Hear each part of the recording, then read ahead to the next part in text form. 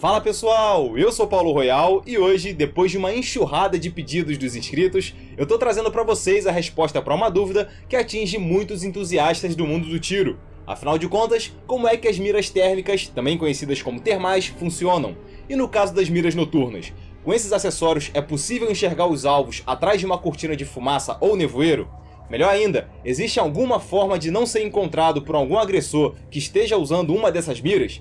O material de hoje vai esclarecer não só essas, como muitas outras questões relacionadas a esses equipamentos. E eu já vou adiantando que eles são fabricados com uma tecnologia bastante avançada, que vem evoluindo muito ao longo das décadas. Entretanto, por esse ser um tema extremamente técnico, para facilitar a didática, eu vou focar só nos conceitos básicos sobre o assunto. E ainda assim, eu garanto que a partir de hoje, vocês vão conseguir compreender muito melhor como essas miras atuam, seja nos campos de batalha ou nas suas outras infinitas aplicações. Quando o vídeo acabar, deixa aí a sua sugestão de tema nos comentários, assista aos outros vídeos aqui do canal na playlist chamada Curiosidades de Guerra e não esquece de me seguir nas redes sociais, onde eu coloco diariamente por lá um conteúdo exclusivo relacionado a armas, tá certo? Meus amigos, desde a primeira metade do século XX, empresas do ramo de defesa do mundo todo trabalham incessantemente no desenvolvimento e criação de instrumentos que, de alguma forma, deem alguma vantagem para os seus clientes em relação aos seus inimigos durante o combate.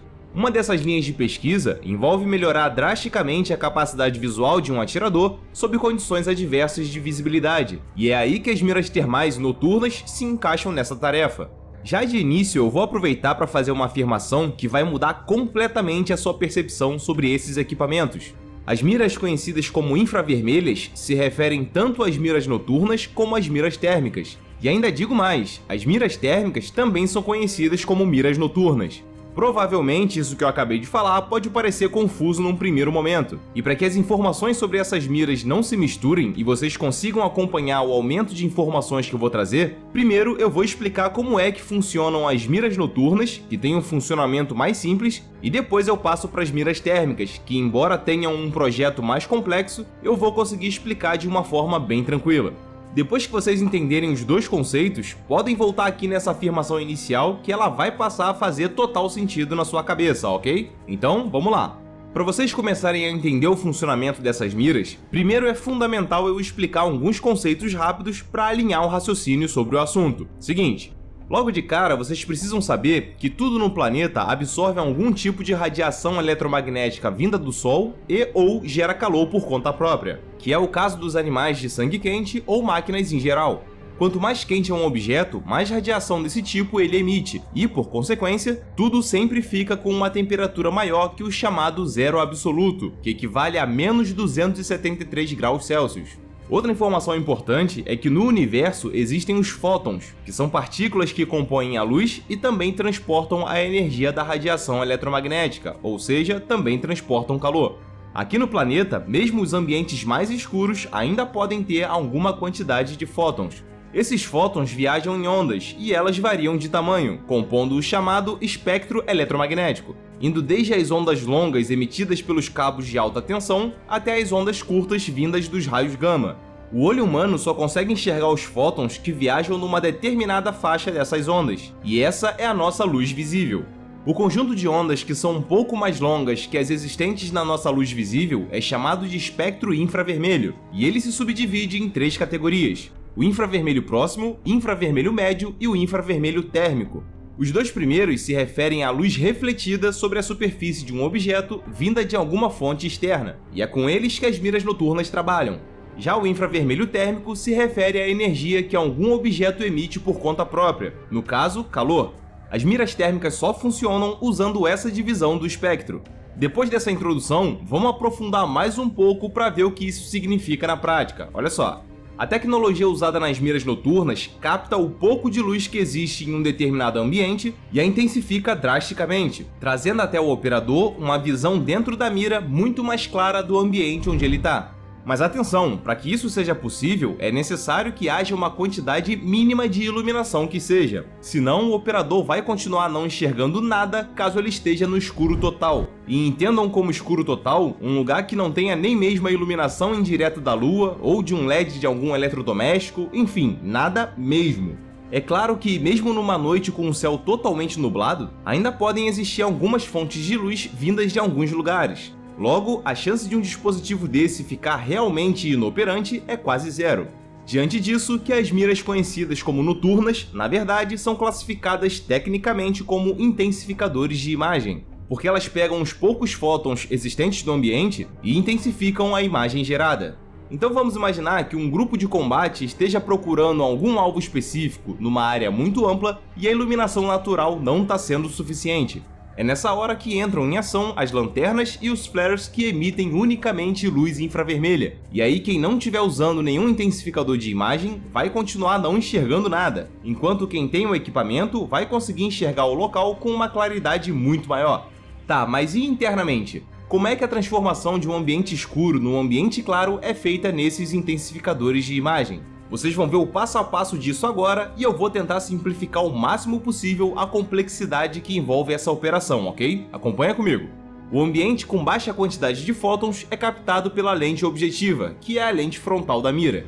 Em seguida, esses fótons entram em contato com o fotocatodo, que é uma superfície energizada ultrassensível, cuja sua face frontal reage em contato com a energia que os fótons transportam, gerando uma série de elétrons que saem pela parte posterior dele. Esses elétrons passam pela chamada placa de microcanais, que é um disco de vidro com milhões de canais microscópicos e que também é energizado. Na hora dessa passagem, acontece uma multiplicação nos elétrons na casa das centenas de milhares de vezes, e essa infinidade de partículas atinge uma outra lente energizada, só que dessa vez revestida com fósforo, que reage com elas e gera uma quantidade equivalente de novos fótons para se juntar com aqueles primeiros que entraram pela lente objetiva. Essa reação gera uma imagem esverdeada ou preta e branca, só que muito mais iluminada, sendo repassada até a lente ocular, onde por fim o operador enxerga o ambiente bem mais claro. Agora imaginem tudo isso acontecendo num fluxo constante e praticamente de forma instantânea. Incrível, não é? Outra coisa que poucas pessoas sabem sobre os intensificadores de imagem é que do fotocatodo até a tela de fósforo, os componentes ficam dentro de um tubo a vácuo, e a eletricidade que alimenta toda a mira, apesar de ser provida geralmente por pilhas ou baterias simples, sofre uma transformação brutal na sua tensão quando chega na placa de microcanais, fazendo o sistema trabalhar na faixa dos 5.000 volts. Ou seja, é mais do que imprescindível que os intensificadores de imagem tenham um excelente sistema de isolamento. Esses equipamentos têm uma outra característica chamada taxa de atualização. Ela corrige a movimentação do ambiente em tempo real, e se você estiver num local com uma quantidade de iluminação variável, a imagem final gerada na lente ocular vai ficando proporcional e gradativamente mais fraca ou forte, o que ajuda muito o operador no caso de uma alteração brusca de luminosidade, evitando que ele sofra algum dano na visão por conta de um super clareamento na mira. Só vale ressaltar que num determinado nível de claridade, o intensificador se torna inoperante, já que a quantidade de fótons que entram pela lente objetiva é grande demais para gerar alguma imagem na lente ocular. Agora é hora de vocês conhecerem um pouco mais sobre as miras térmicas. Vale a pena destacar, aliás, que essa tecnologia também pode ser usada em outros ramos, como por exemplo nas câmeras de vigilância, diagnósticos clínicos, detecção de falhas de isolamento térmico e também nas situações de resgate em ambientes vastos onde a pessoa ou animal ainda esteja vivo. Todos os dispositivos que fazem essas observações térmicas contêm um sensor chamado microbolômetro. Ele detecta as ondas infravermelhas térmicas e converte os fótons delas em sinais elétricos, criando um termograma, que é como se fosse uma representação visual de todos os diferentes sinais que foram convertidos pelo microbolômetro. A luz visível aos nossos olhos não é captada por ele. Afinal, essa tecnologia é configurada para, entre aspas, enxergar só as ondas infravermelhas térmicas, conforme já foi dito. Existem termogramas que, em vez de apresentarem uma paleta com muitas cores diferentes, mostram somente entre a cor preta indo até a cor branca, passando por inúmeros tons de cinza. Geralmente, a graduação de cores varia a cada 0,2 graus Celsius de temperatura do objeto, provando que a detecção e distinção de tudo que está sendo observado é bastante precisa de acordo com o dispositivo térmico. Numa situação onde, por exemplo, você esteja procurando por algum alvo animal, ainda que ele esteja escondido debaixo de uma pequena camada de neve, a respiração que sai da boca dele pode ser detectada através de uma mira termal. Existem aplicações em que uma sensibilidade extremamente alta é necessária, como na astronomia, por exemplo. Nesse caso, é preciso que o microbolômetro receba uma refrigeração criogênica. Caso contrário, não vai ter a eficácia exigida para suas tarefas de observação do espaço. Nesses dispositivos, a variação percebida de temperatura é de 0,1 graus Celsius. Sendo assim, dependendo da temperatura que qualquer coisa tenha, a quantidade de energia transportada pelos fótons vai variar no termograma, e é isso que vai gerar as diferentes colorações ou tons no visor, que nos modelos mais recentes dos últimos anos são projetados numa tela de LED. Existem modelos de mira cujos sensores têm maior ou menor tolerância na conversão dos sinais, gerando termogramas com mais variações ou menos. Também existem modelos em que a taxa de atualização das imagens pode ser maior ou menor, e isso também interfere no valor do equipamento. Outros fatores que também fazem com que os preços desse tipo de item variem muito é a resistência, qualidade dos materiais e até mesmo a estética.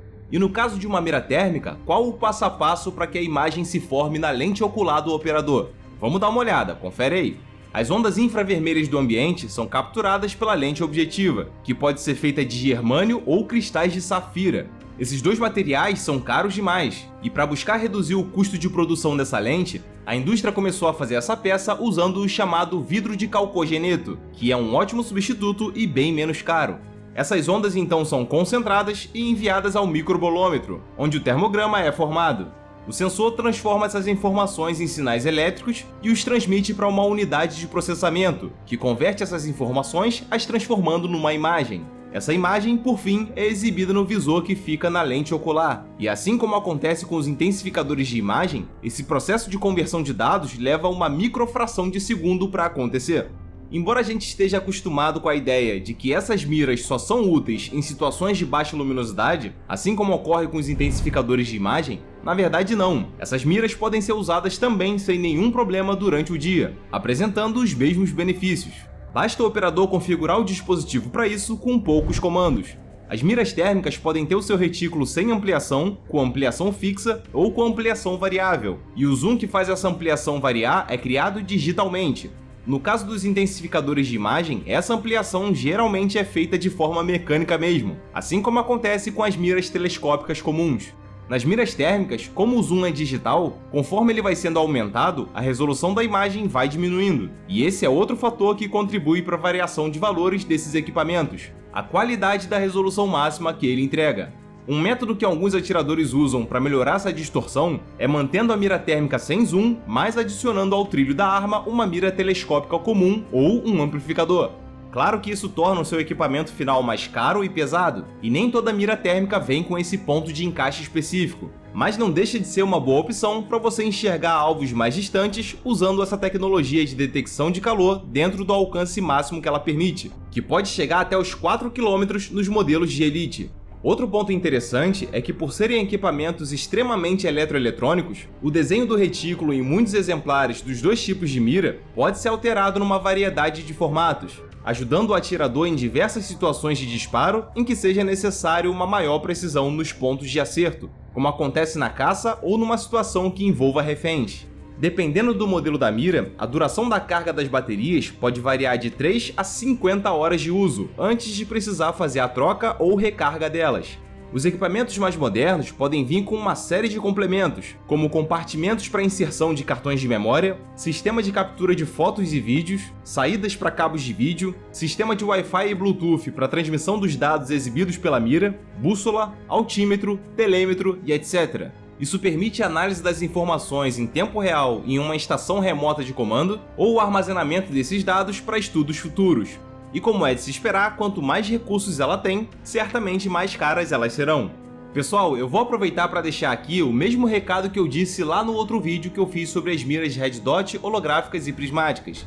Eu sei que muitos de vocês ficam interessados em saber o preço e a marca desses itens, só que o algoritmo do YouTube quase sempre faz confusão e acha que o material apresentado, em vez de ser algo relacionado à tecnologia e informação militar, é algo relacionado a comércio, o que é uma prática proibida para esses equipamentos aqui na plataforma. Então peço desculpas a vocês, mas eu não tenho como passar nenhuma informação específica desse tipo. A única coisa que dá pra dizer é que alguns desses itens de última geração podem valer o preço de um carro 0 km de médio porte depois de fazer as devidas conversões e acrescentar os impostos. Sim, meus amigos, os números podem ser exorbitantes. Bom, embora eu tenha mostrado uma apresentação relativamente básica sobre a construção e o funcionamento das miras infravermelhas em geral, certamente vocês já têm condições de se responderem sobre a dúvida mais recorrente referente a esses dispositivos, que é a seguinte: em que condições um alvo de sangue quente consegue se esconder da minha visão se eu estiver usando um desses equipamentos? Conforme vocês aprenderam no material de hoje, os intensificadores de imagem enxergam a luz refletida pelos objetos, e as miras térmicas enxergam o calor emitido por eles. No caso, se esse alvo estiver atrás de uma densa cortina de fumaça ou nevoeiro, o intensificador de imagem não o detecta, mas a mira térmica sim. Isso acontece porque essa camada que está na frente do alvo vai impedir que a luz refletida nele não seja captada pelo intensificador. Já no caso em que o operador esteja usando uma mira termal, a fumaça e o nevoeiro não são densos ao ponto de impedir que as ondas infravermelhas não sejam captadas, e aí sim seria perfeitamente possível localizar um alvo de sangue quente nessas condições.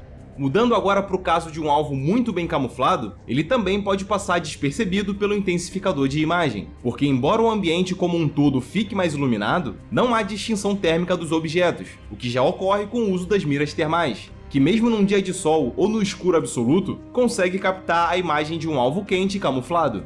Sendo assim, em termos de utilidade, mesmo os intensificadores de imagem ainda sendo bastante úteis em diversas situações de observação e combate, as miras térmicas se mostram mais versáteis, justificando por que custam tão acima de qualquer outra mira telescópica comum, por mais avançada que essa seja, tá certo? Espero que esse vídeo tenha matado a sua curiosidade a respeito desse assunto e muito obrigado a você que chegou até aqui. Não esquece de clicar em gostei e compartilhar para dar aquela força pro canal. Em breve eu tô de volta, um forte abraço e até mais!